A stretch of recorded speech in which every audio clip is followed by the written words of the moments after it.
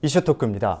영도에 있는 국립해양박물관은 해양유물의 전시는 물론 연구와 교육 등 다양한 역할을 맡고 있습니다. 부산은 동북아 해양 수도를 지향하는 만큼 해양 문화 육성과 양질의 콘텐츠 확보가 반드시 필요한데요. 오늘 시간에는 김태만 국립해양박물관장과 함께 박물관의 질적 성장을 위한 방안에 대해서 이야기 나눠보겠습니다. 관장님 안녕하십니까? 예, 반갑습니다. 네, 반갑습니다. 2012년에 개관 이후에 내년에는 10주년을 맞게 되잖아요. 이번에 세 번째 관장으로 취임을 하셨는데 취임 우선 축하드립니다. 예, 대단히 감사합니다. 네, 본격적인 이야기를 진행하기 앞서서 시청자분들께 인사 말씀 부탁드립니다. 부산에 있는 국립해양박물관이지만 시민들한테 아직도 좀 익숙하지 못한 것 같기도 합니다. 그래서 앞으로 많은 관심 가져주시고 많이 참관해 주시기를 부탁드립니다. 반갑습니다. 네, 반갑습니다. 국립해양박물관은 매년 100만 명 이상의 시민분들이 발걸음하는 부산 지역의 대표적인 해양문화 교육의 장이잖아요. 2012년에 개관 이후에는 국립해양박물관 또한 많은 성장을 해왔는데 앞으로 임기 동안에 국립해양박물관을 어떻게 운영하실 건지 방향성에 대해서 말씀 부탁드립니다. 예, 기본적으로 올해는 이제 조금 안정화 단계를 거쳐서 내년에는 10주년이 되는데 10주년 때는 대한민국을 대표하는 국립박물관으로서의 위상을 찾으면서 향후 세계적 박물관으로 도약할 수 있도록 최선의 노력을 다해볼 작정입니다. 네. 앞으로는 이 대한민국을 넘어서 세계적인 박물관으로 발돋움할 수 있는 그런 기대감을 또 해볼 수가 있겠고요. 해양박물관에서는 상설 전시를 비롯해서 연간 몇 차례 기획 전시도 하고 있는 걸로 알고 있습니다. 저도 굉장히 관심이 많은데요. 이전에는 베트남 역사와 항만에 대해서 했다가 그 이후에는 불교의 바닷길을 해왔고 지금도 전시를 하고 있는 걸로 알고 있는데요. 이뿐만 아니라 각종 이벤트를 통한 시민분들의 참여도 돋보이고 있습니다. 올해 프로그램 운영 계획은 어떻게 되는지 말씀 부탁드립니다. 예, 올해 프로그램은 이미 제가 오기 전에 중장기 계획으로 결정되어 있었던 것들이고요.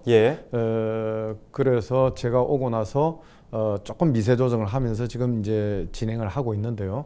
간단히 소개 말씀드리겠습니다. 우선 아나운서께서 말씀하셨듯이 저희들 박물관이 4층으로 구성이 되어 있는데요. 1층, 2층은 거의 시적절한 기획 전시, 테마 전시, 그다음에 때로는 특별 전시도 하고요.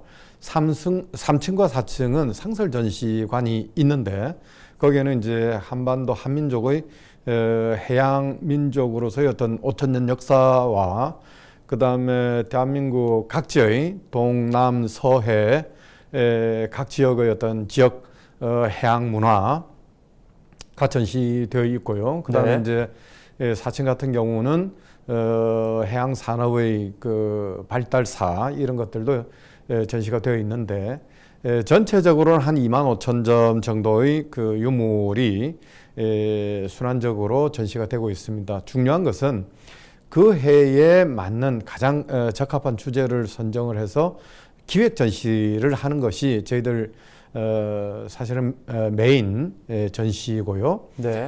올해 같은 경우는 지금 2차례의 기획 전시가 예정이 되어 있는데 그 중에 하나가 5월 18일 날 개관을 앞두고 지금 열심히 준비 중에 있습니다. 제목이 희년의 상상이라는 기획 전시인데요.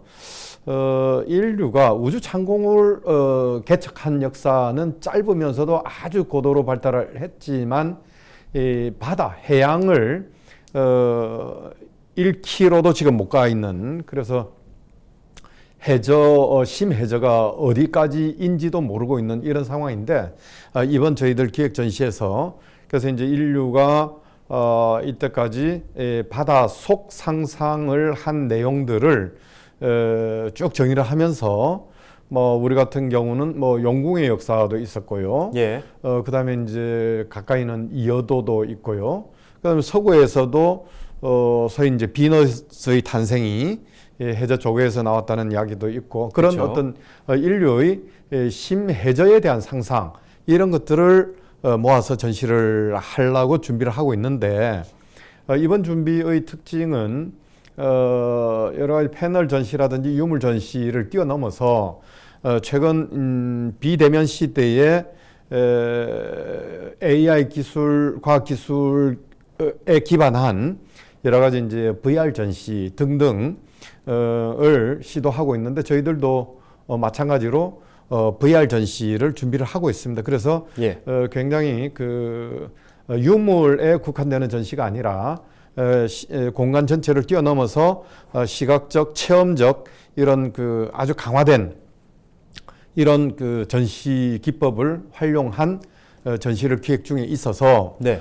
시민 여러분들께서 기대를 하셔도 좋겠다 이런 생각을 하고 나머지 저희들 이제 테마 전시들도 준비되어 있는 것들이 착착 진행이 될 겁니다. 그래서 연간 한 4회 내지 5회 정도 전시가 진행될 거고요. 특히 이제 내년 같은 경우는 2022년 10주년 기념이기 때문에 예. 다양한 준비를 하고 있습니다. 그래서 동아시아 어떤 해양 문명사의 대전환 시점을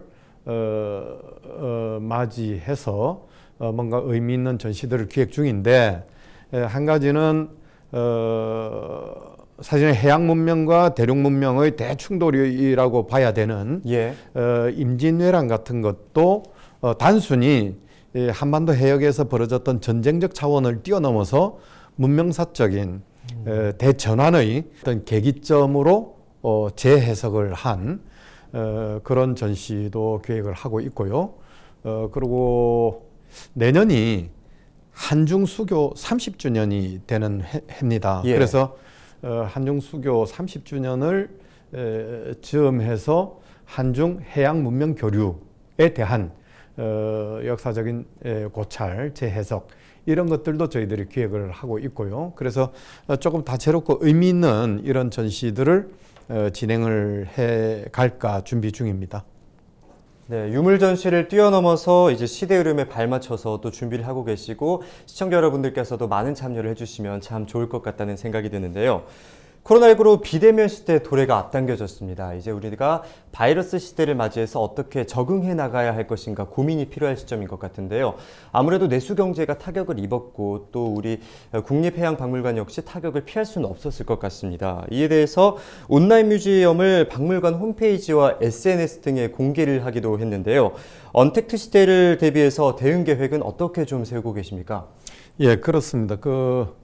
실질적으로 현장 참관 용이하지 못한 상황이기 때문에 예. 저희들도 다양한 형태로 국립해양박물관 홈페이지를 활용한 이런 대국민 문화 서비스를 어떻게 하면 더 원활히 할까에 대한 고민들이 굉장히 깊은 현실이거든요. 그래서 저희들이 소장하고 있는 유물들을 그중에 수작들이라도 뽑아서 동영상으로 촬영을 해서 홈페이지에 탑재를 한다든지 또 여러 가지 이제 기법은 있고 저희들이 이제 강구 중인데 그런 걸 동원을 해서 실제 방문을 하지 않으시더라도 방 안에서도 체험을 할 수 있는 박물관 방문을 하실 수 있는 여러 가지 지금 기술적인 부분들을 검토 중입니다. 오늘 아침에도 실감 전시 방안에 대한 내부 세미나를 해서 여러 가지 솔루션을 찾고 있는 중입니다. 네, 이 코로나19 시대를 맞아서 우리 박물관에서는 어떻게 좀 대비를 하고 계십니까? 방역 체계에 대해서 한번 말씀해 주실까요? 예, 저희들은 영도가 한동안은 작년 후반기까지만 하더라도 부산뿐만이 아니라 대한민국을 대표하는 청정 지역이다라고 자부를 했었는데 작년 연말부터 요양원이죠. 거기서 코로나가 발생을 하면서 영도 전체가 사실은 이제 타격을 받았고요. 바로 저희 해양 크러스트 지역 내 박물관과 인접한 다른 기관에서도 확진자가 발생하면서 저희들 경각심을 굉장히 높였습니다. 그래서 방역만큼은 최대한 보수적으로 가도 된다라는 생각으로 철저하게 하루 참관 인원을 제한을 했고요. 그다음에 횟수 제한, 인원 제한, 그다음에 시간 제한, 시간도 이제 거리두기를 해서 철저하게 방역을 했고 덕분에 천만다행으로 지금까지는 무사히 지내고 있습니다. 그래서 요 기조는 계속적으로 진행을 할 생각이고요. 공공기관이다 보니까 특히 이제 대인 서비스 기관이다 보니까 저희들 직원들도 경각심을 굉장히 높여서 방역 시스템을 구축하고 있습니다. 네. 그리고 국립해양박물관은 개관 이후에는 부산의 랜드마크이자 해양 문화를 좀 확산시키는 데 큰 도움을 해왔잖아요. 이젠 국립해양박물관도 아까 처음에 말씀하셨던 것처럼 세계적인 박물관으로 이제 도약할 단계가 아닌가 싶습니다. 여기에 대해서는 어떤 방안들이 좀 필요할까요? 예, 그래서 지금까지 저희들이 국내 교류전만 해왔는데 내년부터는 아까 말씀드린 것처럼 동아시아 소위 이제 해양 문명, 대륙 문명 충돌의 현장이 사실은 임진왜란이었다고 본다면 한중일을 엮어서 임진왜란을 재조명한다든지 한중수교 30주년을 맞아서 중국 유물을 우리가 대여를 해온다든지 이런 식으로 국제교류, 국제전을 진행을 하려고 하고 있고요. 네. 이렇게 하기 위해서 한국을 대표하는 국립해양박물관으로서 동아시아 혹은 인도, 유럽, 북유럽 이런 등등과의 국제교류 이런 것들도 애를 써서 구축을 하려고 지금 준비를 하고 있습니다. 예. 그래서 그들과 연계 협력을 통한 국제 전시라든지 이런 걸 통해서 저희들 국제적인 명성도 쌓고 또 해외 우수 전시 이런 것들도 이제 유치를 하려고 준비를 하고 있습니다. 네, 그리고 국립인천해양박물관이 2024년 개관을 앞두고 있습니다. 수도권이라는 지리적 이점 때문에 인천해양박물관이 우위를 점할 수도 있는 만큼 차별화 전략도 필요할 것 같은데요. 예, 그렇습니다. 저희들 국립해양박물관이 안주할 수는 없는 거고요. 예. 그리고 항상 기회가 있으면 그 이면에는 위기가 있을 수밖에 없는데 인천에서 똑같은 국립인천해양박물관을 설립을 한다고 했을 때 저희들이 1차적으로 위기의식을 느꼈습니다. 그렇지만 부산에 있는 국립해양박물관은 기본적으로 국립종합해양박물관이고요. 네. 인천해양박물관은 항만 물류를 중심으로 하는 그런 특화된 박물관으로 설계되고 추진 중에 있거든요. 그래서 조금 차별화는 기본적으로 돼 있다고 볼 수가 있고 그럼에도 불구하고 저희들이 안주할 수 없는 것은 결국 이제 서울 수도권이기 때문에 관람객 수라든지 컨텐츠라든지 전문가라든지 그다음에 이제 여러 가지 참여할 수 있는 인적 자원, 물적 자원이 부산과는 차이가 있을 수밖에 없다. 그래서 사실은 저는 부산 시민이나 부산시에다가도 조금 요청을 하고 싶은 것이 네. 국립자가 붙어 있기는 하지만 부산에 위치하고 있고 부산의 중요한 그 콘텐츠 중에 하나인데 오히려 부산시의 행정 속에서는 사각지대로 전락해 있기 때문에 시도 사실은 국립해양박물관의 어떤 역할이나 위상이나 내용에 대해서 크게 지원이나 관심이 없는 게 사실이고 시민들께서도 부산의 자랑이라고 할 수도 있는데 그렇게 하지는 못하는 것 같다 이런 생각이 들고요. 물론 저희들이 더 열심히 잘 해야 되겠지만 그래서 저는 부산의 오피니언 리더라 할까요? 혹은 부산시 행정이라고 할까요? 그래서 이제 이런 부분들과의 좀 더 강도 높은 결합. 그래서 저는 국립해양박물관 아너스 클럽 이런 것들을 만들어서 뭐 후원의 성격이긴 하겠지만 단순한 후원이 아니라 함께 국립해양박물관을 만들고 운영에 참여할 수 있는 이런 시스템을 구축해 볼까 이런 생각도 하고 있습니다. 네. 아무래도 이 시 차원에서도 관심을 가져주길 바란다는 이렇게 예, 말씀을 그렇습니다. 해주셨는데요. 박물관 하면 딱딱하고 좀 정숙한 분위기가 아무래도 연상이 되는데요. 관장님께서는 해양박물관이 청소년들이 좀 비교적 자유로운 분위기에서 이 해양 체험을 하는 공간으로 변형돼야 한다 이렇게 말씀을 해주셨습니다. 일반인들의 접근성을 좀 향상시킬 수 있는 방안에 대해서는 어떤 의견을 갖고 계십니까? 예, 1차적으로는 소위 이제 교통 액세스가 조금 떨어지는 측면이 없지 않아 있습니다. 예. 그렇지만 최근 트렌드라는 게 뭔가 명소나 명물이나 명품이 있으면 찾아가는 트렌드이기 때문에 저희들이 그렇게 이제 교통상 불편이 궁극적 약점은 아니라고 생각을 하거든요. 네. 그래서 이제 해양박물관이 위치하고 있는 어떤 공간성, 그다음에 쾌적성, 그다음에 여러 가지 어메니티한 환경 이런 것들을 최대한 극대화할 필요가 있겠다 생각을 하고요.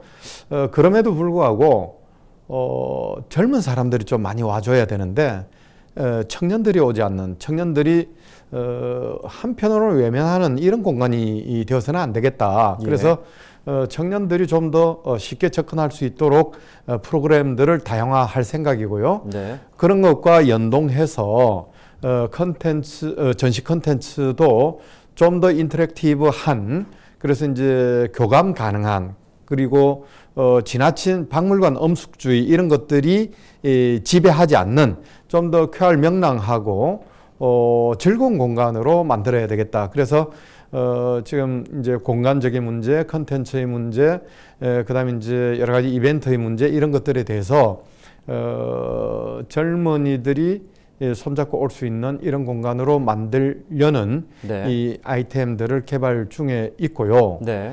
이게 이제 국립박물관으로서의 한계 중에 하나가 야간 개장이 어렵습니다. 관리라든지 안전 문제라든지 또 이제 저희들 공간 자체가 해변이다 보니까, 그래서 저는 야간에 전시 오픈은 어렵다 하더라도 야간 공간 활용은 가능할 수 있도록, 그래서 이제 거기서 음악회라든지 혹은 다른 이벤트가 가능한, 그래서 젊은이들이 올 수 있는 이런 공간으로 만들어 보자 이런 생각을 구상을 가지고 있습니다. 젊은 분들이 좀 발걸음을 할 수 있게끔 공간 창출을 또 시도하고 계신 모습인데요. 부산은 동부가 해양수도라는 타이틀을 지닌 이 도시인 만큼 다수의 해양 관련 기관들이 기관과의 협력 교류는 좀 어떻게 준비하고 계십니까? 예, 그렇습니다. 지금 저희들이 위치하고 있는 영도 동삼 지역이 소위 말해서 해양 클러스터라고 이야기되어지고 있거든요. 거기는 이제 해양 관련 여러 가지 국가 기관들, 연구 기관들, 저희들처럼 문화예술 서비스 기관들 이런 것들이 집적되어 있기는 한데, 그 이제 상호 연계 부분은 협업이라고 할까요? 그런 것들은 조금 낮은 단계의 네트워크 정도 차원이고, 정보나 이 정도 교류 차원이고, 그러나 이제 앞으로는 좀 더 이 네트워크를 강화해서 실제적으로 예를 들어서 박물관 전시가 인근 그 연구기관이나 정부 기구들의 수요도 반영한 이런 전시도 가능할 수 있도록 기획을 해야 되겠다 이런 생각을 하고 있습니다. 네. 이제 마지막 질문을 드리도록 하겠습니다. 내년이면 개관 10주년을 맞이합니다. 부산에서의 국립해양박물관의 역할과 또 의미는 무엇이라고 생각하십니까? 예,